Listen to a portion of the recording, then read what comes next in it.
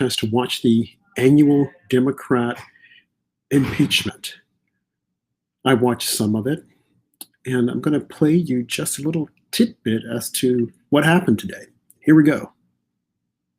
It's a function of the insatiable lust for impeachment in the House for the past 4 years.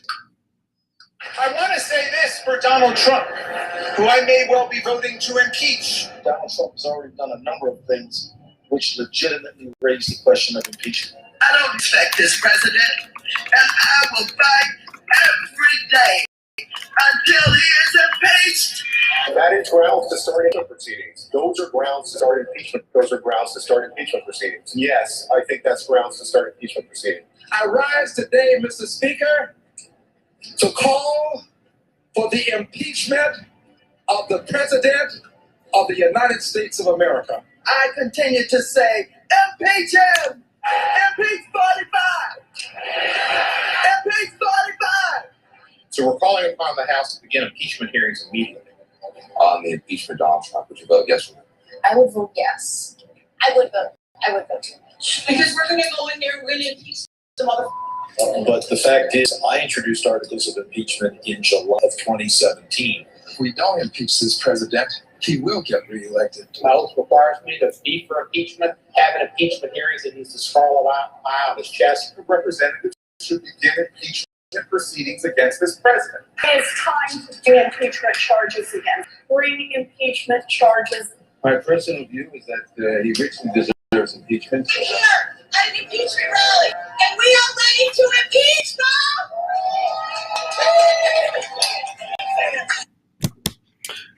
There you have it. That's they are afraid of Donald John Trump. They are afraid of what he will do. They are afraid that he will run again. They are afraid that the truth will get out, that they did, in fact, steal the election with the help of big tech and the liberal media. That's it. They are simply afraid. So, thank you for joining me tonight and my host at Small Town Andrew. And tonight, our special guest is Jeff Perrine, who is a... Jeff, how's it going, man? Going good. Can you hear me okay? Yes, I can hear you perfectly. Jeff is a... Is it safe to say that you are a member of the Proud Boys or you're a former member of the Proud Boys? Well, I mean, it's one of those things where I don't know if you're ever going to be a former with the left. So for me, I've just kind of left it the way it was, and okay. I'm not going to throw my brothers to the wind. I mean, you're not going to see me running around representing a certain chapter, but I definitely believe in the ideals, the values, the morals, the convictions, and I love the fraternity. But like I told the GOP, you know, if my elected status requires me take a back seat with the Proud Boys, I'm more than willing to understand that I have constituents to take care of. So I told the GOP that as an elected official now, I'm willing to separate the two and move forward with what I've been elected for, you know. And just so that everyone would know, there was a bit of a controversy that was actually taking place right now. I read an article in Newsweek whereby you were elected as a member of the GOP committee, and they have since come back to you and they want you to resign. Is that correct? Yeah, they're demanding my resignation, and the president of the California GOP, Jessica Patterson, I guess wrote an open disavowal of me along with many members of the executive board. So it's been kind of a, but what's weird is the guy who's running against her, Steve Frank, he wrote an open endorsement for me. So I'm kind of like in the middle of the GOP fight, you know? Right. And why, what reason did she give that she wants you to step down and resign? Well, what the resignation letter said and what I'm hearing from the GOP as a whole is that they want me to step down because the Proud Boys' beliefs don't match that of the values of the Republican Party. So, I mean, that really doesn't match because I don't necessarily carry the values of everything that an organization believes in. That would almost be like saying that every Democrat believes every single thing the Democratic Party says. I take the values that I believe in, and I use those for my own ideology, but they're claiming I'm a part of a hate group, a known terrorist organization that, Maddox, I need you to step out, please. that they basically they're trying to put me in the same label as Canada. So Canada made them a terrorist organization. So the next day, the GOP was like falling right in line with the cancel culture of the left. Mm-hmm. And exactly what are the beliefs of the Proud Boys that they want you to denounce, or they say that you are a part of? Well, the beliefs that I told them that brought me to the organization was, first off, I was violently assaulted by an Antifa member in 2018, January 6th. So in the article, they say that I'm showing off my battle wounds when I have my hand in this No Cara article. And when in reality, when I was hit from behind in the back of my head and I fell down, I landed on my hands. Apparently, I fell like this, like almost like a sleeping baby. And I damaged my knuckles versus my face. And they took that and said I was bragging about my battle wounds when the battle wounds weren't caused by me. So that was the first thing that got me into the organization. And then when I heard the tenets, which were they believe in traditional marriage, they believe in venerating the housewife, which is, traditional marriage values. The wife raises the kids. The father is the breadwinner, yada, yada, yada. We don't care if you're gay. We don't care as long as you were born a man because it's a men's club. We believe that the West is the best. So the West is Western culture. So pretty much Christianity, and basically Western values. So the ethos of freedom of speech, Second Amendment, private property, constitutionality, which is now just seen as bigoted and racist. So it's been completely turned into something it wasn't. Okay.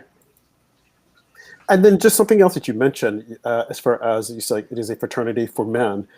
But like you said, you guys aren't against gays. And I think that's one of the things that a lot of people get hung up on. You might not agree with their lifestyle, but that's not to say that you're going to hate on them or even go after them. Whereas we see now with the left, individuals that support Donald Trump, they're going after them and they want them to be deprogrammed or reprogrammed, so to speak. Whereas listening to you talk about the Proud Boys, it is the complete opposite of what they're saying. Now, another question for you, why is it now that they're, I don't want to say picking on you, but in essence, they are picking on you? Weren't they aware of your background prior to you running for this position?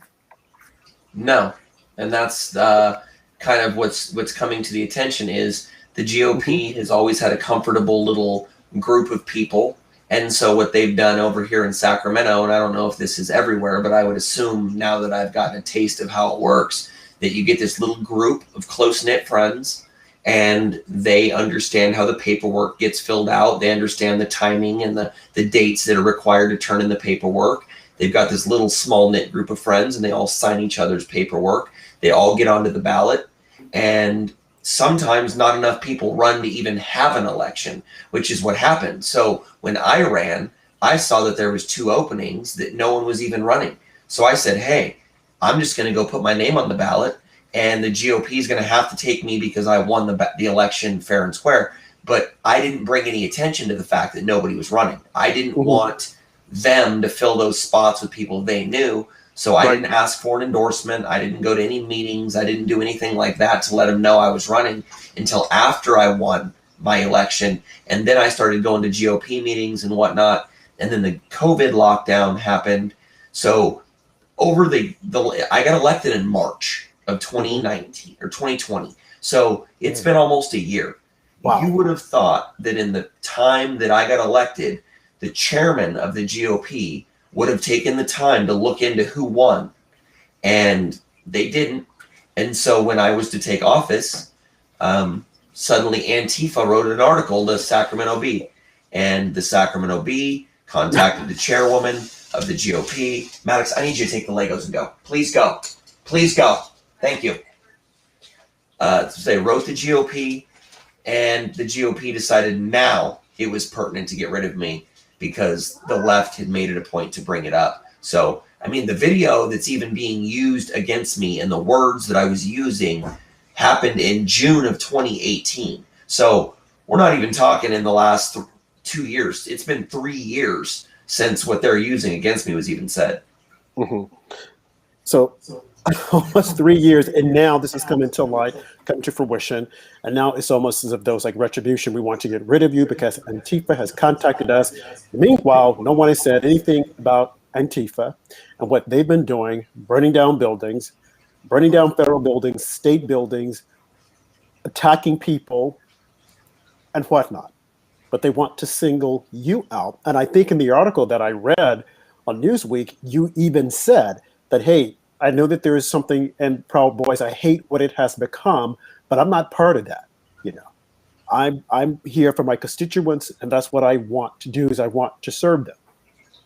And I mean, we all talk about joining a party, and when you have thousands and thousands of members, it's almost impossible to be able to associate with every member and say you're friends with all these people. And don't get me wrong. I mean, I've met a lot of the people that were at the Capitol, people that got into trouble, but I also talked to my wife and we agreed that we weren't going to go, that I wasn't going to go to the January 6th event. We felt like the situation was too volatile. I knew how I felt that I would have been in that building. Just put it that way. The way I've been feeling and the animosity that I have, I know that if I was there, I would have brought a gun and I would have wanted to be crazy. So I knew the implications, and I knew that you don't go to that building and do that type of stuff unless you plan on going through with it. And I think that a lot of those people were there LARPing, and they didn't understand the ramifications of going in there. And then when you're around other people, right? I mean, just look at these people. You have groups screaming and chanting, "Hang Mike Pence, hang Mike Pence." There might have been people there that were simply just recording with a cell phone, and now their lives are destroyed. And the article, the way they wrote it, I was at Sacramento Capitol when it happened. They wrote it in the article as if I was in Washington, D.C. with the Proud Boys storming the Capitol, and that's why this is just a joke. I mean, if you go on Twitter or any of the social medias that they shared these on, the people think I was storming the Capitol with the Proud Boys. Right. But you weren't. You were in Sacramento. So how does one become a member of the Proud Boys? Is there like an initiation? Is there like club dues, or you just say, hey, I'm part of this group? Well, how it happened with me was I was asked to join because I was assaulted, and after meeting me and talking to me and understanding my ideals and my values, the guys that I met, we fit. So it wasn't like I was necessarily joining this group just to be a Proud Boy. I was joining the group because I had no friends really that were thinking like me anymore.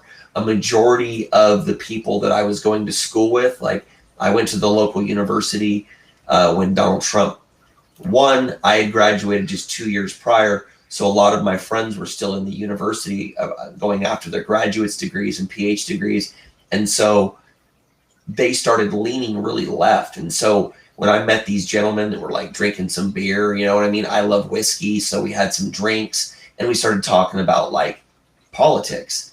And the things that they talked about, they weren't judging me. They weren't calling me a Nazi or a bigot or a racist. And it was like, oh, these guys are kind of cool. And then they're like, hey, you want to join? And I was like, what do you mean join? And they're like, well, all you got to do is really just be a part of a brotherhood. You know, we just want guys to be here for each other. And you have to name 5 breakfast cereals while we punch on you. And I was like, what do you mean name 5 breakfast cereals? And what a lot of people think is it's funny is like, oh, you know, you get punched. It's not like a gang initiation, like you're a blood or a crip and your gang beating somebody in to violently attack somebody. What it is it's a brotherhood, and it's a camaraderie, and you're going through something together. And so when you join, all you have to do is be there for your brothers. And that's what I found so fascinating was you didn't have to do anything crazy if you didn't want to, right? So there's, you know, the first step, which is the pledge, which is basically, I am a Western chauvinist. I refuse to apologize for creating the modern world. That's it. That's all you have to say. And you're a first-degree Proud Boy, which just basically you're a Western chauvinist, which is you think America's the best, the values that we have here are the best, And I mean, there's nothing wrong with thinking you're the best. It doesn't mean that the East is garbage or that they're terrible people or they need to be wiped off the map. I just feel personally the way that we think is the best. And I don't care if people agree or disagree. This is how we feel, right? And then your second degree is the serials. You get punched. Third, you go and you get a tattoo. But the tattoo is usually, if you're in a group of good men, you talk to your group. And when you've reached a level of, I guess, maturity and brotherhood where we know that your tattoo is not going to be a mistake, they let you get the tattoo, right? That's how it's supposed to go. Don't get me wrong. Some people go out and just do it willy-nilly. Fourth degree is you go into battle. So you basically go out, and whether you're defending a patriot, defending a woman. So like, you know, I defended a brother of mine got sucker punched. I defended my brother, but I'm not a third degree. So I'm technically not anything more than a second because I don't want tattoos. I personally feel that a tattoo today of the, you know, Proud Boys will be the equivalent of the swastika down the road. And it's not that I don't think that Proud Boys aren't great. I just know that I don't want to be thrown in prison and have a tattoo on my chest and be targeted by like MS-13 or the Black Panthers because the media has presented us as white supremacist neo-Nazis. Okay, because I'm looking online right now, and of course this is my Wikipedia, and you can't believe anything that Wikipedia puts out there. And it says the Proud Boys is a right-wing, neo-fascist, and male-only white nationalist organization. And we've since found out that one of the leading individuals in Proud Boys was a Hispanic gentleman. So I find it interesting that, you know, the way the left tries to describe or the attributes they give to the Proud Boys, whereas you look at Antifa, and it's as if though they're like Pretty Mary Sunshine, they're like something completely different. So, but no, I'm glad you said that. And something else that you mentioned, you were saying the traditional values of a woman, and that the man is supposed to be the head of the household, and I'd be the breadwinner rather. And I think you had been on the show previously, and you had said that you lost your job. So your wife is having to pick up a lot of the slack. So that's something else, you know, but still they have this prototype that they're trying to put you in to say, no, he's a bad man. He's doing this, he's doing that. Whereas you disavow, correct me if I'm wrong, racism, homophobia, neo-Nazism, and all the other isms that the left have dreamed of and put out there. Is that correct? Yeah, I mean, I am not scared of homosexuals. I'm not scared of trans people. I just don't believe what they do is correct. So it doesn't mean that I hate you, and it's just my stance. It doesn't necessarily mean everyone's going to agree with me. If I'm in the same room as a homosexual or a gay or whatever they want to be called, you're not going to see me accost a homosexual because they're gay. I mean, I have met numerous gay and transgender members of the MAGA movement and the Trump movement that I can have conversations with. They've been to my house.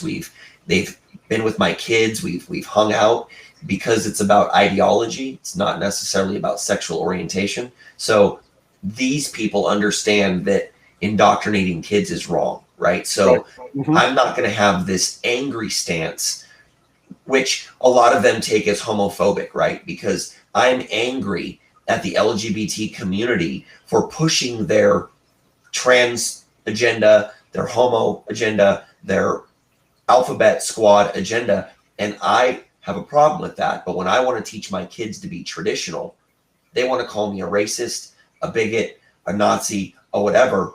But I mean, what's the difference between, so prime example, they call me a transphobe. I've said trans people are mentally ill. I don't think trans people, I'm not scared of trans people. I think they have either neurological problems or they're a product of domestic abuse, child molestation, rape. There's all kinds of things that come into play. Look at the rates of suicide amongst the homosexuals and the transgender community. It's astronomically higher than that of the heterosexual community, not to mention the domestic violence that occurs within these communities. So when you talk about these things from a perspective of non-hate but logical, they still call me a bigot. They call me a racist and whatever. And again, the adorable deplorable's a friend of mine. I used to roll around with Amber Gwen Cummings. You used to see me up in North with Edie Dixon. But I've slowly broken away from these people because, like Edie Dixon up north with Patriot Prayer, she came out as a Satanist, right? So how can you hang around as Satanist if you're a believer of Christianity and morals and values? And Amber, you know, I started to come to, I guess my biggest thing is, how can you be trans and be promoting my lifestyle? So that's kind of the thing, is like, it's just weird. And so for me to take a stance on that, they've taken their stance as I'm phobic, when in reality, no, I just think that they're off and they suffer from mental illness. Mm-hmm. So in your new position with the GOP, what do you hope to accomplish? My goal was to figure out how it worked. So what I've been hearing for 3 years was, if you're tired of everything and you're going to just do nothing but complain, run for office. That's what I was told. If you want to make a difference and you want to make changes, you run for office and then go and complain, right? So I run for office and I win.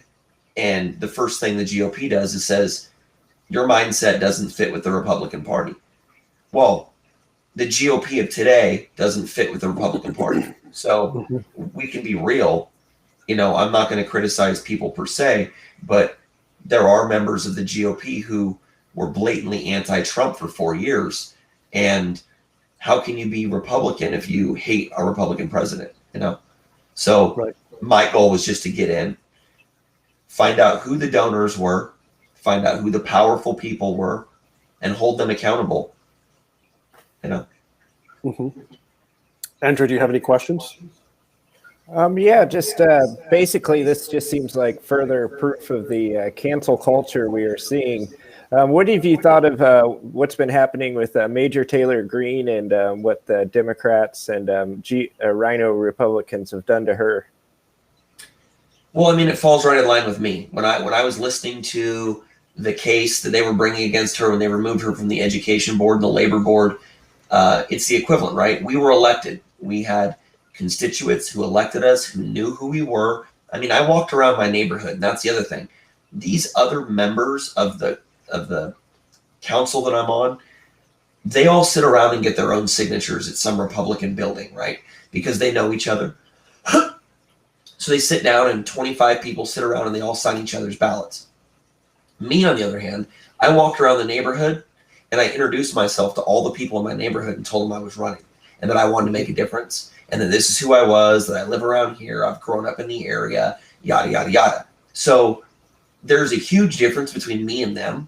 And that's where me and Marjorie fall in line together. She was elected and won overwhelmingly. Her citizens and people in her communities knew who she was, and she won by huge margins. And when they stripped those things that she had with the Labor Commission and the education, they stripped her community. And that's what they're attempting to do to me. They're attempting to nullify the voice of 25 people, like whether or not they want to admit it, 25 citizens signed my signatures or my signature paper. I turned it in, and a board of 5 Republicans want to take that away. And I think that's wrong.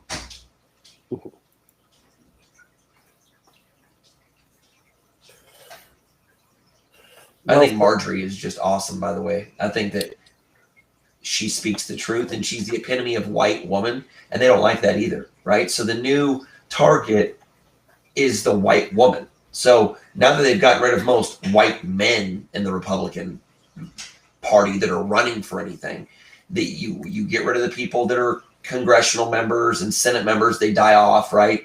They're only going to be replaced by women. So no matter what, you're still going to have Republican women that are not as conservative as men, because a lot of these women still carry values like being pro-abortion, a little bit more open borders, more gun control. Marjorie falls in line with like the traditional constitutionalist. And They don't like that. It scares them. Right. And it's really unfortunate that they're trying to, I mean, like you said, even yourself, you know, people, we've all done things in our past that we're not proud of. I mean, she came out and she said, yes, I did like some items on social media. I said some things, but I disavow those things and I don't believe them anymore. Whereas you have people that are on the Hill at this moment in time that are lying about their fellow colleagues. You have AOC who's saying that Ted Cruz wanted her murdered. AOC saying that people were breaking in the Capitol buildings looking for her.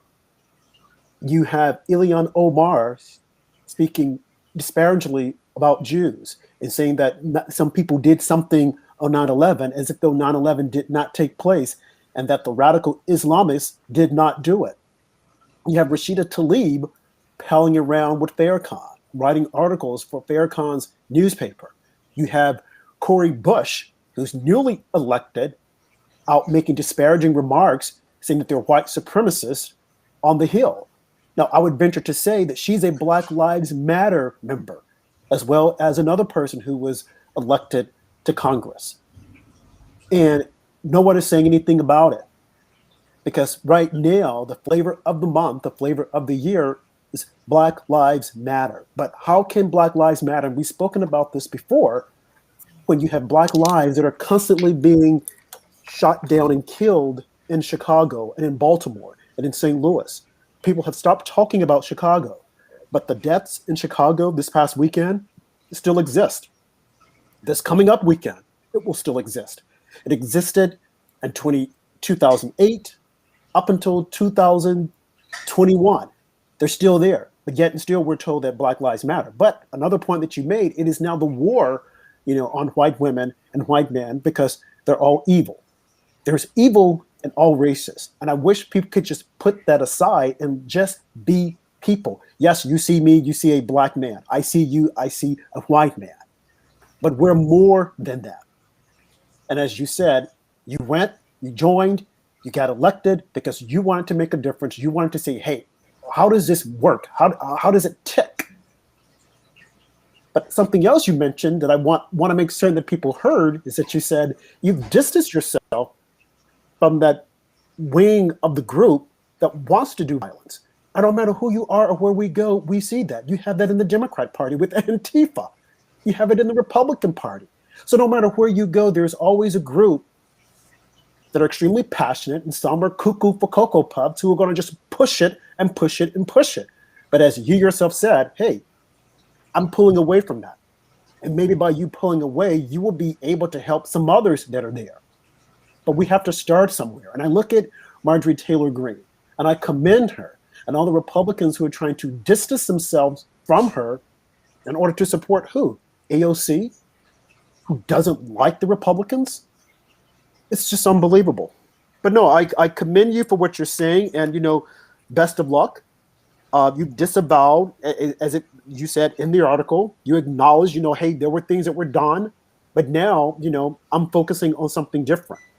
And why can't I was there. I mean, when Enrique Tarrio burned that Black Lives Matters flag that was December 12th, I was there. I mean, I was 100 feet away. I knew when I watched them tear that flag down off that church, I had this weird feeling in my stomach that it was so much more than what we were aware of. Like, and this is because of the times that we live in. It's not like it used to be, right? We clearly know that Black Lives Matters could have ran up on any church they want in America, rip an American flag down off that church, burn it in their parking lot, and it never would have been another day's news. But the fact that a group of white people, predominantly white, led by an African Cuban, was to take this BLM sign. But see, they think that we were marching around the city and we like targeted this church. We were marching around and we just stumbled across a church that was blasted with BLM. And I think more of us were taken aback by the fact that a church was supporting BLM, especially after they burned down churches in Washington, D.C. And it was more of like a immediate response to something. and they just reached out and grabbed it and tore it. But I knew in my mind's eye to not be there, not be on video, don't be seen on camera doing that. And it benefited me, right? You don't see me anywhere. You didn't see any negative about me. But now they pulled something from 3 years ago, and they're trying to make it seem like it happened just yesterday. Right, right. Which is what they will always try to look at the past individuals on the right and put it up there. But like I said, that was your past. Whereas we have people right now from the left that are doing and saying things that are in complete contradictory as to what they say that they're supporting. I mean, they're supporting violence. They're saying, get up in their face. I mean, I played the tape over and over of Maxine Waters saying these cruel and hateful things, but yet and still gets no traction because that's not what they want to hear. They don't want to hear it. So they don't want you to be able to say, hey, I've disavowed this. I'm now focusing on something different. And that is true of anyone that supported Trump. It's like, we don't care. We don't want you hired. We don't want to see you. We want you to go away. It's almost as if though we're in Nazi Germany, that we are reliving Nazi Germany. You've got to understand though, dude. Rob, this is the hard part. This is really the hardest part, though, is what Marjorie Taylor Greene did. And this is where I think that all people within our movement have been struggling, like me. They call me an anti-Semite. I don't even know where the hell anti-Semite came from, other than the fact that I'm a white guy and somebody, probably the person who's writing the article, is Jewish. So it's like weirdly, like, I almost wonder if the people that are doing these things and making us the enemy, because like Marjorie, I don't know if she would have gotten in trouble talking about the DEWs, like the direct energy weapons, if she wouldn't have said that it was Jews that own the satellites, right? It almost like, we all know that there's direct energy weapons. I mean, I've been thinking about it more and more with Elon Musk putting up, or Elon, whatever the hell his name is, putting up 12,000 satellites for this 5G. It makes me wonder, is that all they were there for? Or is it going to be military? Who's to say that these aren't put up there to target us? Who's to say that all these forest fires that have been caused weren't caused by a satellite that they put up there? And they want to act like it's too much to even mention.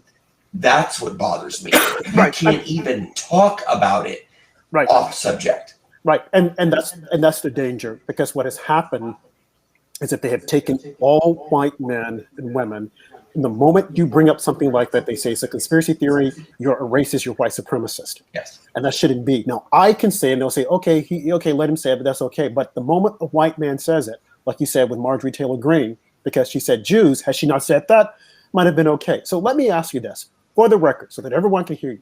Do you hate Jews? No. Do you hate blacks? Definitely not. Do you hate Hispanics? No, I love my Hispanics and Latinos. So, but you can't have an opinion as to, I don't want them coming across the border illegally, because the moment you do, you're labeled. And that's just not right. I mean, even the comment that I made, like, let's be frank. I mean, I was trolling for almost 3 hours with a megaphone, and some white guy, some white skinny jean wearing, tiny ankle having Antifa member jumped a fence, okay? And he wanted to run up on me and my 1,200 Proud Boy friends and start calling me a Nazi. And then he attempts to jump one more gate. The Department of Homeland Security body slams this dude on the ground, and they George Floyd, knee to the neck, 3 dudes just terrorize this guy, okay? And I look over and go, that's what we should be doing to the illegal aliens jumping over our border. Yes. Somehow, I get called a racist, and I'm like, what race is illegal alien? Are you the racist for assuming they're all Mexican? I was looking at a white guy making a comment. Where did you get racist from that, you know? Mm-hmm. Right. I saw you on the megaphone. Again, this is a society that we live in, and it's most unfortunate because no matter what you say, they want to turn it around. So they're using that. They're using your past against you by saying, we don't want him in the party. We don't want this. But again, I present to you, you look at some, on the left, look at Joe Biden, look at the comments he has made in the past about blacks, about Indians working at 7-Eleven. So we're supposed to forgive him of all that now. But I got to say, during the primaries, they were trying to bring it up. because they wanted to harm him, not knowing, well, is he going to get it? Is he going to make it through the primaries? And just the other day, he made a comment about a female and questioning if she was a freshman and she looks like this. It's like, wait a minute, you're the president of the United States. Quiet as is kept. No one is saying anything about it. So, because he's a white man, who happens to ascribe to what they like, they're not going to say anything. But had it been Donald Trump, it would have been all out there. This is the world that we're living in. And it's really unfortunate. Most unfortunate.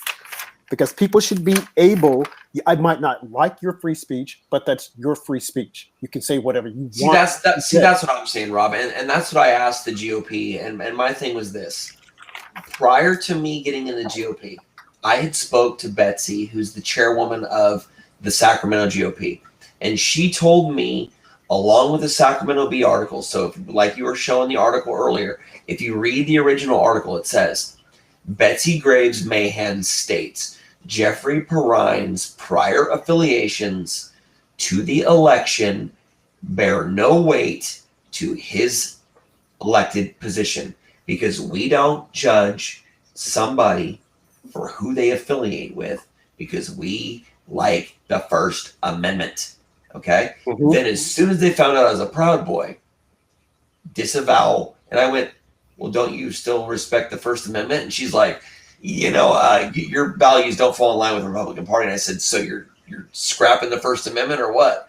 It's like the news guy called me. That's why he wrote a second article, was because when she said she was going to make me quit because I was a Proud Boy, he goes, during the interview that she gave me, she said she didn't care. So that's why it made me realize, like, somebody up above is pulling the strings of all the people. It's not just small elected officials. Somebody up above is dictating who's allowed to be elected. Right. Go ahead, Rob. I have this video. Go ahead, Andrew. Okay. What would you say to people who might run for office who have said some things on social media in the past and are worried about the media bringing them up like has happened to you? I think we want a lot of America First candidates coming up in 2022, but a lot of people are worried when they see what happens to Marjorie Taylor Greene. We just need thick-skinned people to run. What would you say to people who are worried about that but have aspirations to run for office? I mean, it's exactly what you just said. You have to understand. I mean, in my opinion, Marjorie Taylor Greene apologizing was a huge mistake. I think that when you do and say something like that, I guess a lot of people hate me for it, but I don't like to apologize for things that I've said if I meant them. I mean, if I'm like raging and I'm maybe like fighting with my wife and I say something stupid or I'm angry at my kid and I'm rude, you can apologize, right? But when I make a statement about my belief system, you're not going to hear me apologize. And I think that the number one thing that somebody should do that plans on it is owning it. And that's me.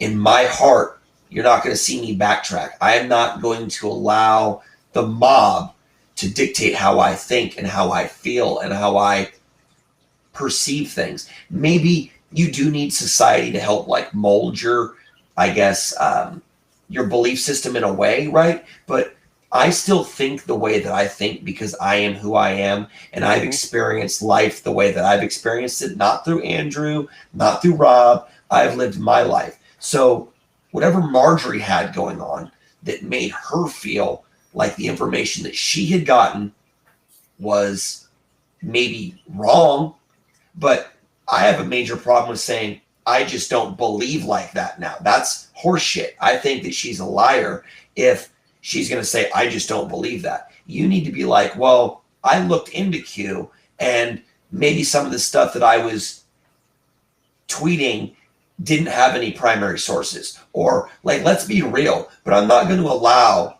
the leftist cancel culture to tell me that I'm not allowed to believe that there's direct energy weapons if I believe from what I've researched that there's direct energy weapons. You know what I'm saying? So my biggest recommendation would be to own it And unless you really did something wrong to hurt somebody and you targeted maybe an individual, I mean, I guess I could apologize for using inflammatory language, right? Which might have hurt people who were illegal or undocumented. But I'm not going to apologize for saying something when I was trolling and my whole intention was to piss off the left. I need people on my side to have my back and not be a bitch and be like, oh, the left says Jeff's a racist now, when we all know illegal immigrant is not a race of people. So let's just be real. So own it and just fucking own it. And if you're not going to own it, you shouldn't even be in politics, because you're going to get called out all the time. And if you're not willing to be humble enough to admit when you fuck up, you shouldn't be in politics. Good point. So this is a video that I want to play to everyone that I think has everyone all up in arms. Here we go. Be doing to all the illegals trying to jump over our border, which we smashing their head to the concrete. Handling business, separating our kids, making sure pedophiles and child molesters people like the left. You see what I'm saying? But they don't even give you that. Separating them from their children, because we all know the left are nothing but pedophiles and rapists. So we need to see. I use inflammatory language to piss people off because, look, I mean, let's be real. If I wouldn't have, would people even be watching my clip today? I used a clip and I used inflammatory language to bring attention to the fact that American citizens are being treated worse than illegal aliens. Okay, so we can all agree that the fact that illegal aliens are not treated like that. They're brought into the country hand in hand. They'll give you a hotel room. They bring your kids in and give you food. And if you're an American and you break the law, you're going to get your head crushed. I mean, look at George Floyd, right? I mean, did I have to say a white American? I said American. And for me, it's like, this is a prime example of people not understanding that words have a meaning. And it's like calling me a Nazi. I might have to be a socialist to be a Nazi. You're not just a white racist, okay? I could still be a white racist and be a fascist. I could be a neo-Nazi in a third position. I could be, but they don't understand what they're saying. And that's where I have a bachelor's degree in communication studies. Words have meaning. Okay? Yep. That's the bottom line. Yep.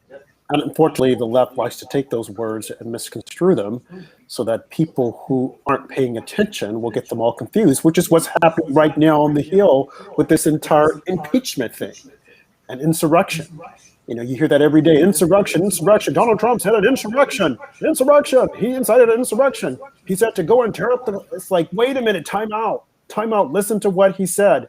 Then listen to what you guys have been saying for nearly 4 years. Maxine Waters saying, get up in their face, do this to them. And it just goes on and on and on and on and on. And it's time that the people on the right stand up and push back. That is a reason why I like Marjorie Taylor Greene, because she took a stand. She said, no, the buck stops here. Whereas you have people like Mitt Romney, Ben Sass, Lisa Murkowski, Susan Collins, that are just like bowing down. And now we have Pat Toomey and Bill Cassidy also. There is no reason why those 6 senators could have said, we're going to vote to close down this entire impeachment hearing. Why didn't they? They know that it's not going to go anywhere, but it's a slap in our face, just like Elizabeth Cheney voted to impeach. It is a slap in the face of true conservatives. It is a slap in the face of true Republicans, these rhinos. They chose not to stand up. They know that it's not going anywhere because they will need 17 Republicans to side with the Democrats. And I'm sure that they're lobbying them. I'm sure Nancy Pelosi and Chuck Schumer, they're lobbying them when their side did the exact same thing. They did the exact same thing. And where was Susan Collins and Lisa Murkowski and Mitt Romney and Ben Sass and Pat Toomey and Bill Cassidy? Where were they? Why weren't they standing on the floors and saying, you guys, This is wrong. Why didn't they call them out? Because they were trying to be nice. They wanted to make nice with them, thinking, oh, well, they will love us more. Or they'll say, oh, you're so nice. Come on my side. We're going to have some tea. No, you have to push back. I listened to the opening of the Democrats for the impeachment hearing. It was strong. It was forceful, albeit a bunch of lies. But yet still, they were strong and they were forceful. And Trump's attorney got up. The first guy, he was completely weak.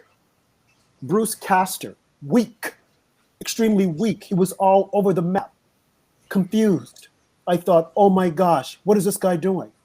Fire him. Thankfully, David Schoen came up and he saved the day. But I don't want to see this tomorrow. If they're listening, I don't want to see this tomorrow. You guys have got to go full throttle. I don't care if you think that, well, he's not going to be convicted anyway. It doesn't matter. What matters is that the truth gets out there. And right now, it's not out there. And I've got to say you, Jeffrey, because you had mentioned this before on one of our shows about Bill Barr and how you had reservations about him. And I've got to say, brother, I see where you're coming from. And I've thought about this long and hard. And I mentioned this on the show before, and I've said that I was going to tell some of my other guests that when you came back on the show, I was going to say, hey, you were onto something. Because the way I see it now is that his whole purpose was to shut down this Russia collusion, not because he believed that it didn't happen, but more so that he didn't want us to know that they were lying. And had this gone to trial, had they impeached Trump on this, this would have blew the whole top off of this. All those people who lied and colluded, like Adam Schiff and Eric Swalwell, and even Barack Obama, their names would have been dragged in this, and there would have been no way they could have gotten around it. So he came in with us thinking he's going to shut this down and, oh, it's going to be so great. But we shouldn't have wanted that. We should have wanted them to impeach the president on that. Because I think had they done it, what we're experiencing right now, we wouldn't be experiencing. Because all the lies and the swamp would have been blown up and we would have seen the truth. But enter Bill Barr, shut this down. It won't move forward, and that's it. You say Bill Barr, but you forget Robert Mueller. Robert Mueller and Bill Barr, they were a part of the 9/11 cover-up, right? So then you've got to start realizing that we're a little bit younger, and I think the biggest problem that we have is we human beings age and die off, and the government keeps the same age. It doesn't age. It's a corporation. So they keep their same agenda going, right? So they're accomplishing what they want to get done, and unless you raise your kids to understand what's going on, to fulfill your destiny and the destiny you have written, which is to keep the government at bay and to fear you. Because a government that doesn't fear its people is a tyrannical government, right? A government that fears its people is a justice-filled government. It's a good government. It's one that we can trust. But the problem is it's such a small community, like Bill Barr handling 9/11 and handling Russiagate and handling Enron and handling, I mean, let's just be real, dude. Any major case you can think of in the last 30 years, Bill Barr, even 50 years, going back to Kennedy, dude. I mean, Bush Sr. I mean, dude, Bill Barr came from the legal, his legal place was the one that got Jeffrey Epstein off in 2010. Alan Dershowitz was the lawyer for Jeffrey Epstein. He's the same lawyer that represented Donald Trump in his impeachment hearing. Okay.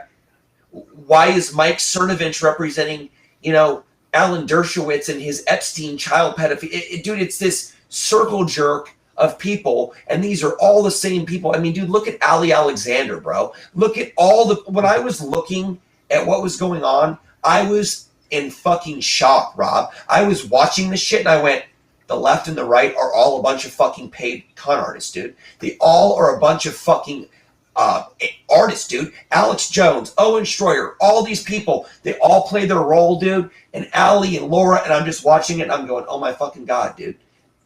I'm in a play. This is all a play. This is not real. And then Donald Trump called us to the Capitol, said he was going to march with us to the Capitol, that if we didn't show them and strike fear in them, and then he just no-shows. And then How many months did you hear about, I'm going to sign the Insurrection Act. I'm going to hide the Insurrection Act. And then now we're all being accused of insurrection? Look at the Patriot Act, bro. 9/11 brought in the Patriot Act. What's the Patriot Act being used against? Patriots. Everything, dude, has been set up to come for us. And I'm realizing it now. They're all a bunch of fucking scum. All of them, dude. I think what has to happen is that people would say that these are conspiracy theories, is that why won't they allow an investigation to take place free of these individuals that have been there, like he said, for the past 30 years, doing the exact same thing? If you want the truth to come out, if you want us to believe what you're saying, we're not just going to take your word for it when we see something completely different. I mean, Hillary Clinton was thrown off the Watergate case for her illegal thing. She had the bar took her bar license or her legal license to be a lawyer because she fucked up in the Watergate case. This is, I mean, she left Arkansas to go to Washington, D.C. to become a lawyer. What does that tell you? It's scary. And it's the same people, the same players over and over again. When you look at the Biden White House, you have the same players that came out of Obama's White House. You look at Obama's White House, you have the same people that came out of Clinton's White House. And if they're not the same people, they're either the niece or the nephew or the sons or the daughters. It is like a revolving door of the same few people, the same cabal that are doing it over and over again. Look at Nancy Pelosi. Her dad was a speaker. Yes, it's the same thing. And it's time for new blood.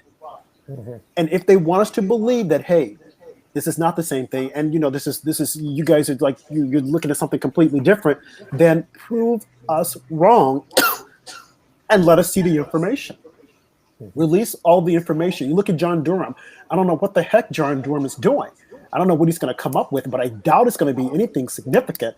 I mean, for all we know, he's probably trying to cover up and say, hey, we don't want to show this, we don't want to show that. Each person is covering up for each other person. So you've seen like Andy McCabe, and you've seen Mueller, and you've seen Barr, and you've seen all of them, dude. They're coming in and they use their connections to bury something. They leave, they retire, they bury it, they leave.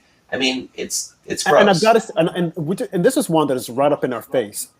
Andy McCabe, James Comey, Brennan, and Clapper. Now, Loretta Lynch. And Loretta Lynch. Okay, but let's put her to the side for now. The guys that I just mentioned, they have been on the hill for God knows how long.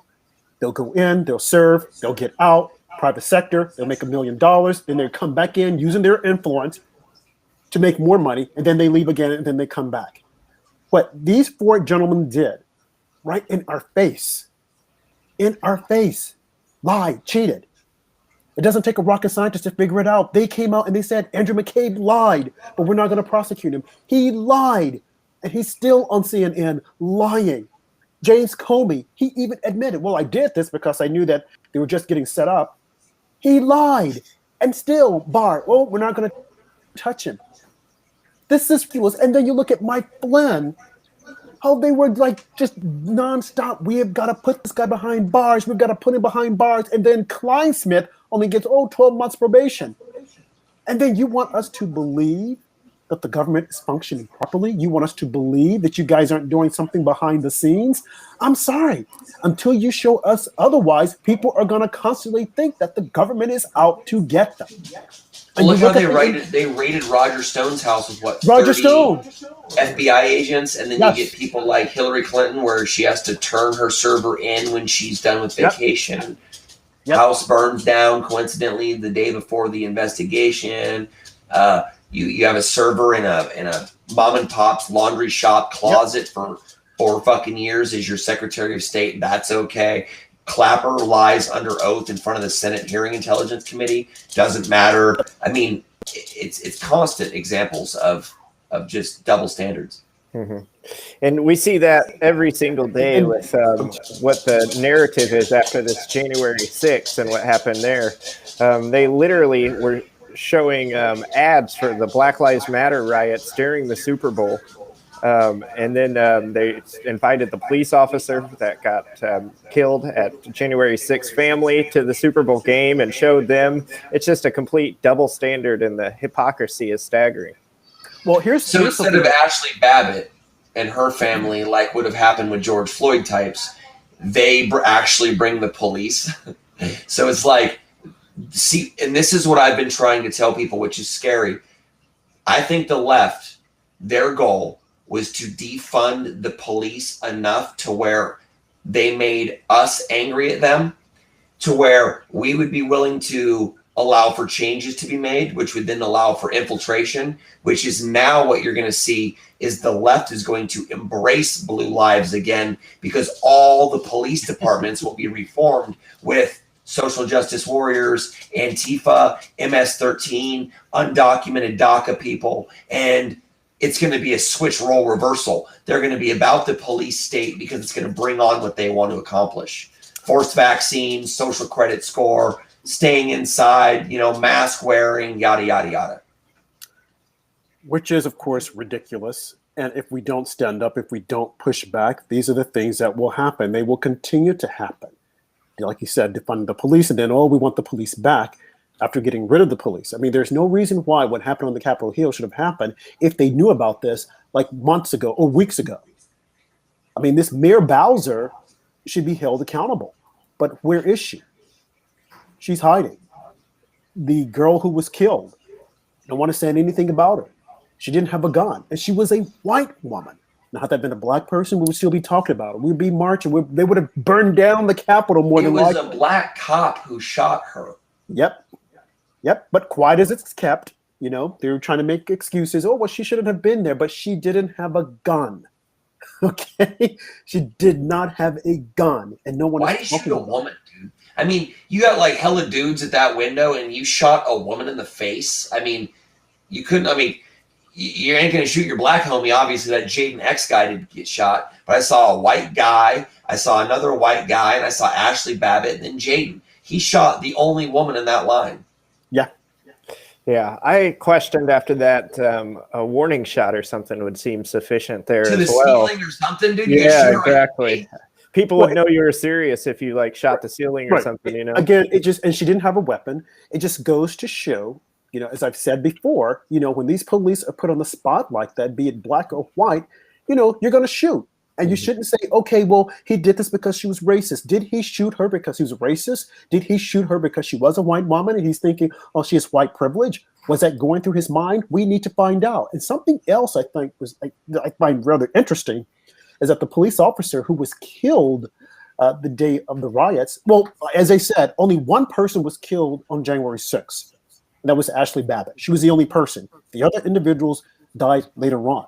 But the police officer that was killed. To this day, the coroners have yet to say how he was killed. Some people were saying, well, he was hit in the head with the fire extinguisher. Well, apparently that's not true. I want to see the death certificate, which they have not released. Because again, with this whole thing with the Democrats saying, oh, Trump incited insurrection, he did this, he did that. They're saying the same thing about this guy. They're saying that the rioters killed him. I want to see the death certificate because they're hiding something, as they always do. I want to see the evidence. And if they cannot produce the evidence, of course, we're going to say, there's something wrong here because we don't know the truth. And we're not going to just accept their words because we know that the government, unfortunately, will lie. And that's most unfortunate. And as you said earlier, when the government doesn't fear the people, it can run amok and do whatever it wants to do, especially when it's backed by a lying liberal media and big tech that wants to censor everyone and shut them down. And if there's something wrong with the vaccine, we would never know because they won't tell us, because they'll make certain that that information is not printed in the papers. How many people are aware of the negative things that the Democrats have said about getting up in their face? A lot of people are aware of it. And that is, I played it when we opened the show. And I will continue to play it because the media is shutting that information down. They don't want you to know it. Similar to your situation, Jeff. They don't want you people to know that, hey, wait a minute. He's doing something different now. He's on a different path. They want to keep, oh, no. He said to slam all the aliens. He said to do all of them like this. You did not say that. But that's how they twist the words. They run fancy and loose with the truth. And they create their own truth, which is wrong. Completely wrong. wrong. You, Rob. Thank you for breaking it down in layman's terms for those of us that can't say it as well. Well, even with that, I mean, there are some that will try to take what I said and they'll twist that around. I say, oh, well, no, this is not like that. That is a reason why we have to continue. I commend you for running. I commend you for getting elected. We don't know what tomorrow is going to hold, but I commend you for saying, hey, I'm going to do this, because this is what AOC did. She saw an opening in New York City. She saw that the person she was running up against had said, oh, I got this here. I'm not going to campaign. I'm not going to do anything. So what did she do? She galvanized herself. She went and got signatures. She went and spoke to different people. And the next thing you know, it was an upset. And people were like, wait a minute. That's how she did it. It's not that she was just so lovable. Oh, let's put her in there. No. She went out. She kept a low profile. She knocked on doors, she got signatures, and the next thing you know, she beat the old warhorse at his own game. And that's what we have to do. Other patriots have to do the same thing, because if we don't do it, it will be the same people running for office doing the exact same thing over and over again. It will be their children, their grandchildren, their nieces, their nephews. It's ridiculous. It's time to get these people out. I hope that Susan Murkowski doesn't have any children, and Lisa Murkowski, Susan Collins, and we know that Mitt Romney has a whole army of sons. Ben Sass, Pat Toomey, Bill Cassidy. I hope they don't have kids that could run for office, because if they do, AOC's never going to have kids. She's never have kids. Well, Ilhan Omar's never having kids. Well, before we were coming on live, I heard something that was rather interesting. They said that I think last year was the only year that abortions were down. So Planned Parenthood is now venturing into another field. And COVID saved lives, huh? No, they're now moving into the field of giving out hormones to transgenders. That's going to be their next. I thought, are you serious? So apparently, when women come in and they have an abortion, they keep their names, and they're constantly saying, "Hey," talking to them, and they're grooming them, so to speak. That's what they're doing. They're grooming them, and then they're grooming their friends, and then they start advertising, "Hey, that we give these hormone pills, and when you take the pills, you're on the pills indefinitely." So you tell your friend, this friend, and it just keeps going on and on and on. And we have to be honest about this. The suicidal rate in that population, the numbers are extremely high. Now, as you said, I don't judge. That's up to God. That's between them and their gods. I don't discriminate. I might not like the lifestyle, but I think that a lot of people are being pushed into thinking that this is who you are, when in actuality, that's not who they are. And so they lead a life full of angst and anguish, because then they're like, well, I went this direction. I've got to keep going, because if I don't, people are going to hate me. And that's just not right. It's fatty, right? It's trendy. And so what a lot of people don't realize is that the Twitter world is all of 3% of the world. It's the way that they think. It's not, I know there's a lot of people that have a Twitter account, but there's not a large majority of the world that's actively putting their ideas out on Twitter. And what you see is our political sphere is based on Twitter world. Your most newest bill is based on Twitter trends. And it's I don't get that. You know what I'm saying? And same with the transgender thing. But it falls in line with the population control, right? So they just don't want to say it quite like that we're doing this, because ultimately we don't want you people to breed. So we're going to act like it's a right. So it's the same thing they did with the blacks with abortion. Blacks had no rights for so long that when they were given rights, they said, hey, you have the right to kill your unborn children. Mm-hmm. And they were like, oh, that's a right. And now they've killed their voter bloc, right? And so what you're seeing now is with these white privileged kids, they're so fucking privileged they cut their genitals off, right? They're so privileged. They're taking testosterone and hormones to become, that is fucking white privilege. If they want to talk about privilege, They should go look at people who are willing to give away their money and eliminate their genetic lineage. That's fucking white privilege. I don't know what more privilege you can have than cutting off your balls or your vagina and turning into something else. That's pretty privileged. Wow, that's interesting. That's an interesting analogy. And if some, they can't do it, we would say they're not, but I would say that your ability to do that shows some first world privilege, right? I mean, you don't see people in Africa that are looking for food every day, looking for a fucking transgender surgery. They're looking for food. Well, what you know what they're doing, the Democrats are trying to send money over there, especially to Pakistan, to have gender studies, to study about genders. You know, because they want to push that. Right. It's like they're not content with it being here, so we want to spread this across the world. We want everyone to be able to do this. It's like your democracy isn't the democracy for another country. We have got to realize that. It might work here, but it's not going to necessarily work somewhere else. Once we go to understand that, I think we'll be a better people. But well, we got to take it over there. Well, we want to take this. No, keep the craziness at home. You know, everyone doesn't want. Well, Rob, can I touch on this before this minor little subject here is where I'm struggling with like the Christian Zionists and the Jewish Zionists, because this ultimately is where I think a lot of people take me as an anti-Semite, because I believe that when we talk about bankers and we say global bankers and world bankers, who are the world bankers? Okay. They use words like world banker and new world order.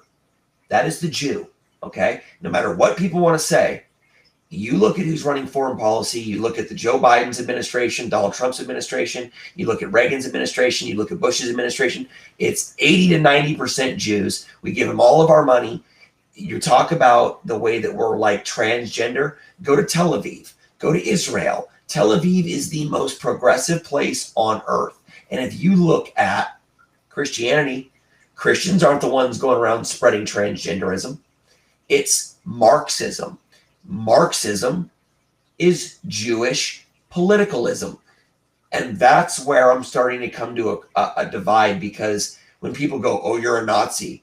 No, I'm not a Nazi. I've just identified who the banker and who the New World Order is. And when you hear people going, oh, the globalist, I don't use rhetoric like that. I talk in real sense. And so people go, not neo-Nazi, he must be an anti-Jew. No, I'm anti-people that want to take over the world and implement their ideology. And hence, if it's crazy Christians, crazy Jews, crazy Muslims, LGBT, it's all cultism, in my opinion. So it's not just one. Anybody extreme, I have a problem with. Well, that's good. I'm glad you made that clarity, because people will definitely hear that. They'll say, oh, no, he hates this group, he hates that group. And like you said, it's anyone who's taking it to the extreme. And unfortunately, when you look at it and you see, okay, these are the people that at the top that are running things, they're taking it to the extreme. But again, in this society, because of identity politics, people like to say, if you call one thing out, oh, you're anti this and you're anti that. It's like, no, that's not it at all. Unless you're like just going ahead and like, oh, this is fine. We can just go lovey-dovey and do all this crazy stuff. And it's like, oh, well, we like this person because they want us to do anything under the sun. But there are rules. We have to have rules and we have to have order. We just can't go all willy-nilly with a lot of craziness. Simple as that. It's with any group. You cannot say that all members of a group of people are responsible. And it's the same thing that it would be ignorant of me to say that me as a Proud Boy, it's unfair to designate me a hater because of a group of people over here and then do the same thing to another group. So I'm not going to have the nerve to say, you can't call me extreme and then say all Jews are extreme. That would be ignorant and it would be a stupid statement. Right. You're not saying all, you're saying there's some. Similarly, if we were to say that, okay, all black people are bad, they're constantly mugging and doing this and doing that. We look at the news, we see that. But then I would say, well, I'm not like that. So why would you say that all black people? But again, in society, if a white man were to say that, they're going to label you, especially if you're not saying what they want you to say, which is most unfortunate. I talk about statistics. I'm a very statistical guy. I use a lot of facts. And that's the other thing people don't like on the left. So when I'm out trolling, and prime example, you talk about African Americans and you talk about like the parent rate, the father rate, the jail rate, the rape rate, murder rate. And they go, well, you can't bring up those statistics, but then they talk about white people shooting up schools. And you're like, so you're going to call all white people school shooters, but then tell me that I can't talk about. So it's this constant double standard of not being able to talk about facts without being labeled something, because that's what the left does to prevent people from speaking truth. They think that calling me a racist is going to make me shut up. And it's the last fucking thing it's going to do. If anything, it made me get louder, more boisterous, and more fucking angry and dedicated. And that's what's happening in society. It's beginning to, it's like a tinderbox is about to explode. It's like, because you can't say, okay, that, as CNN loves to say, you know, well, look at the white men. They're the ones who are doing all the serial killers in the United States. They're doing this and they're doing that. And you say, but wait a minute. You know, are we going to say the same thing about blacks? They're the ones who are constantly committing crime. They're killing each other. It's well, like, that's our you fault. can call out one, but you can't call out the other. It's the identity politics, and it's wrong. It has to stop. Like when President Trump said, all you know, on the white man, Mexicans. though, now, Rob. Exactly, and that's what it seems as if though society is saying. All the white people are bad. So let's just play this out. Once we get to that point, we said that all the white people are bad. Now, do they now become the minority, and we now have to like uplift them? It's no, like, they'll wipe us out, and that's where you can't even say that, right? So me being a white person, I'm not even allowed to discuss the idea of white genocide, right? So people want to talk about white people run the world. White people can make up 6% of the world population, okay? Let's be real. We make up 64% of America, and we make up 6% of the world's population.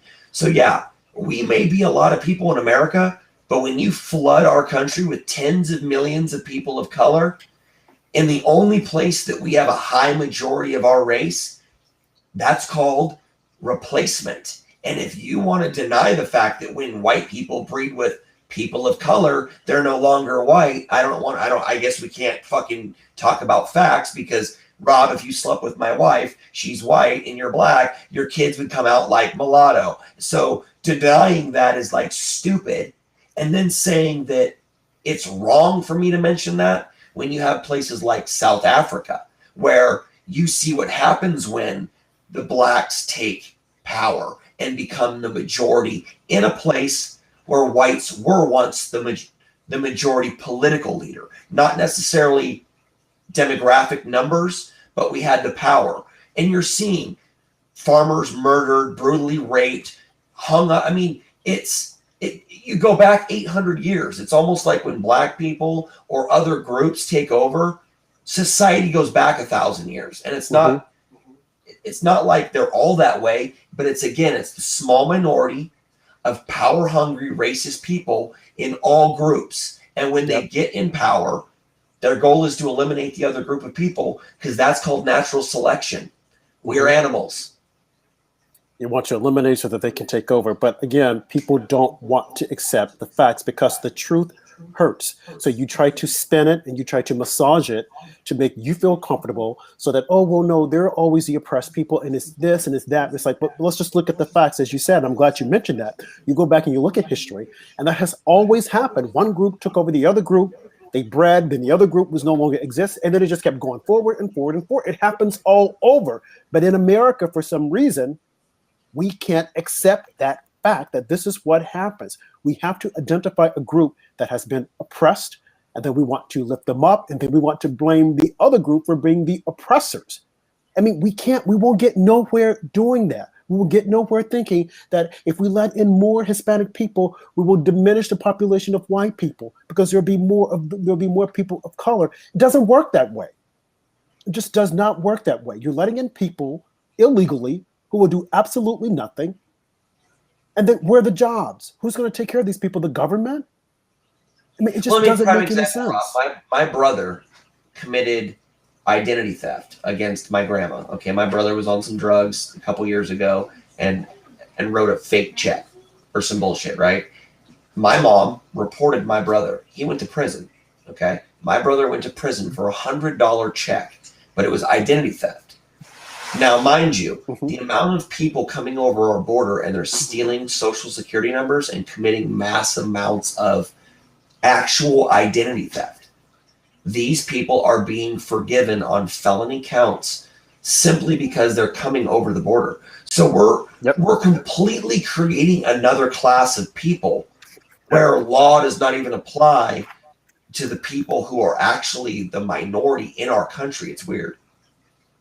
Well, not only that, and I've always said, and I've said this on several of our shows, that we let more of the illegals come here and just inundate our population, that it's gotten to the point that the blacks, as far as their vote, has been completely diluted. And everything that they said that they wanted, listen to us because of this and because of that, no one will listen to them. And the crimes that they're committing, stealing or whatnot, they're thrown into jail for 20 plus years. Whereas the illegals that are coming in, they're told, oh, don't even look at that crime. Let them go on. Let them get off. It is ridiculous. You look at California. You have a crazy attorney general that's there now telling a district attorney who's telling the other prosecuting attorneys, don't show up at parole hearings. Don't show up at all. That's don't what I'm saying. If your lawyer were to have told you that, it's like aiding and abetting. I mean, what about... Right. So another example. So we talked about races of people and, you know, how they get to play this role. I mean, my biggest issue with things like this is the double standard. So prime example, the Jew can say, we're God's chosen people, right? We're the supreme people. We're entitled to our land. But no other race of people are entitled to an ethno-state. Israel doesn't allow people from Africa, any other place to live there. They're allowed to be an ethno-state. But then at the same time, Jews go around the world as NGOs and they flood other countries with immigrants. And you wonder why there's this constant double standard. Because no one wants to Mexico. Right. We're not allowed to say no to Mexicans coming into our border, but Israel can say no to Palestinians. Japan, they're 98% Japanese. China, they're all Chinese. You look at their Olympic teams, they're all Chinese and Japanese and Indian, but America is forced to be this. Well, that's a good point that you raised, because the issue is that, no, I could say it, but you can't say it. Why? Because you're white. Yeah. You know, that's white privilege. You can't say things. The moment you say it, if you were to say, hey, I'm proud to be white, oh my God, he's a white supremacist. Why can't you be proud to be a white man? No, I'm a white pride person versus a white supremacist. I'm white pride all day. Right. And why can't you take pride in who you are? Bro, I'm stupid ass white pride. And it makes absolutely no sense. That. Right. It's not to say, by you saying that I'm white, I'm glad to be white, you're not saying that, hey, black is bad, or being Japanese or Chinese is bad. You're just saying, hey, I'm white. That's all I know to be is white. Bro, my ideal world would be ethno-states everywhere, and then places like America where we can have a pot of people that want that. So like, if you want to live in Ireland where there's Irish people, Ireland should stay Irish. Germany should stay Germany. Africa should stay Africa. But if you want to live in America where we have a melting pot and everybody does whatever they want, you can be gay, straight, transgender, date outside your race, whatever, we should do that. But I love culture. I want to go to France and see French architecture, French art, listen to French people speak French. I don't want to see Somalis living in France and them calling them French. That's not France. I want to go and see things that are of that culture, and not that Somalis can't go to France. Not saying that. But there should be areas designated within those countries that preserve that culture. Right. And see, when you say that, people immediately say he's a white supremacist. Yes. But I understand completely what you're saying. And there is a place in overseas that does that. They're saying that they don't want anyone else to come in because they've had a lot of Somalis to come in. And when they come in, then you start sampling that so that you take out that particular region. So it makes perfectly good sense. But we aren't mature enough to have those conversations. No. people aren't mature and understand that I'm not saying that I don't like who you are. I'm just saying, hey, this is what I go to France. I want to see, French architecture. I don't want to see any mixture. If I want to see that, I will go to that country to see it. If you want to see a mixture of it, you come to America. But to say that we're not mature enough of a country to understand that it's not about racism. I'm not saying I don't like you. I appreciate who you are. I appreciate you for being the Japanese or the black or whomever, but I want to see a particular thing. But again, we're not mature enough for that because the left has made labels for everything. They are all into identity politics. Well, I mean, look at America. You can be every other culture in America but white culture, right? So America, the land of the home of the free, where you could be anything and embrace whatever you want to be, created by white people. All of our forefathers were white. There's no denying it. All of our first senators and congressmen were white. Everything was white. So, I'm not going to deny that our country was built by white people, but they definitely used literature and teachings from all different cultures: Egyptian culture, German culture, French culture, African culture. They read books, okay? These people were versed. They understood things. Alexander the Great went to Egypt, okay? These people were with, like, Cleopatra. They had children. They bred with other groups of people. But even these people understood that there was a culture within a culture that ultimately created that. And if we don't keep American ethos, it will be replaced, okay? And so Christian ethos was the majority for eternity in America. Now that it's no longer the majority, you're seeing a shift. And the shift, in my opinion, is not for the better. So if they want to say that me being a racist, or I'm a racist because I believe that Western values were the best, when clearly the Western world is the most expansive, most well-built, most educated, they're destroying it so that they can steal the credit, is almost what it feels like. Destroy it, and then they can claim in 100 years that they created all this when they've said that we're all dumb, we're all racist, we're all this. They'll just say that was ours. We created that. The Somalis in France, that's ours. How do you say it's any different? Especially if everything's all digital, Right. Well, that's what they want. That's what they want to happen. They want to destroy it all, walk all over it, and then say, hey, we want to create something different. But what they want to create, they don't know what it is. They don't want anything there. They want it all to be lost, and anyone can grab it and pick it up and say, oh, well, no, we didn't do this, we didn't do that. As opposed to just saying, hey, this is the best system, United States of America, because you look at the Constitution, how they want to destroy the Constitution. Again, and I always go back to the Capitol, how people were defending the Capitol, saying, oh my God, they did this to the Capitol. They wanted to burn down the Capitol because they said it was a symbol of racism.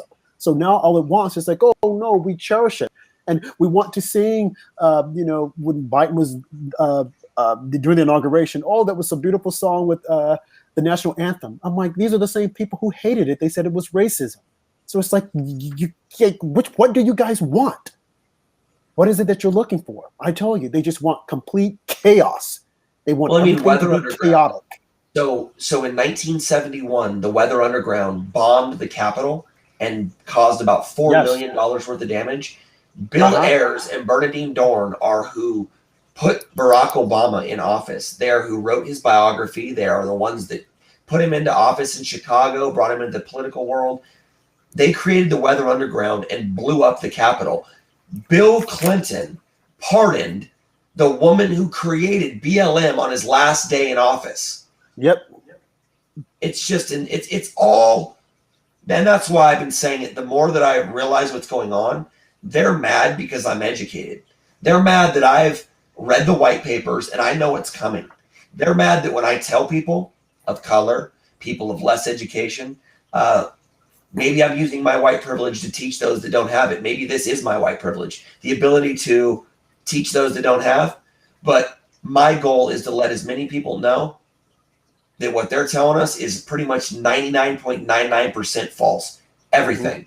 And that's why when I even hear people on our side going, oh man, the world's flat. You know what? With all the shit they've lied to you about, I question almost everything. I'm not saying the world's flat, but I wouldn't doubt. I mean, dude, up into the 1500s, the world was flat, right? What changed? What changed other than the discovery of America and the people that controlled the education? Maybe they're like, fuck it, let's tell everybody over here the world's round. So they'll stop looking. They'll stop exploring. They won't keep looking. And then we rich can go out and find new land, all the resources, because you guys will be like, okay, we found everything. Yeah. It's, you know? and that's the reason why people, we have to question, we have to ask, we have to research. We just can't just say, okay, you said it, and that's it. There's more to it than that. And to have those conversations, we can't label people and say, oh, you're crazy because of this or you're that. No, I am just thinking outside the box. If you want me to think differently, prove me wrong, show me the evidence. Until such time, I have a right to say, hey, I want to question this. So this has been a really great conversation, Jeffrey. We're so glad that you came on tonight to share with our viewers some of the things that are happening in Sacramento. Again, all the best. Hopefully you will succeed in being able to stay on and do great things, because we know that we need a diversity of thought. We just can't always go with, group think. We need other people to have, other thoughts, because thinking the same thing, you get absolutely nothing done. So again, thank you for coming on tonight. Andrew, do you have anything else? No, just find us on all the platforms we are on. We are currently on YouTube, Facebook, back on Periscope. Follow us on Twitter again, After Dark Show 45, at robjh1 on DLive, the Multicultural Conservative Foundation on Facebook, and MagaMedia on YouTube. Also check out our website, MagaMedia.org. Thanks you so much to Jeff, who joined us tonight, and we will be back Thursday with co-founder of the Tea Party, Michael Johns. Thank you. Thank you. Have a good night. God bless.